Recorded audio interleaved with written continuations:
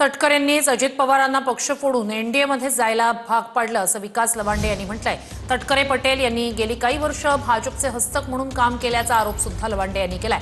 भाजपच्या मार्गदर्शनाखाली पक्षाची घटना बदल करण्यात आला असंही विकास लवांडे यांनी म्हटलंय। तटकरेंनीच अजित पवारांना पक्ष फोडून एनडीएत जायला भाग पाडलं असा मोठा आरोप लवांडे यांच्याकडून केला जातोय।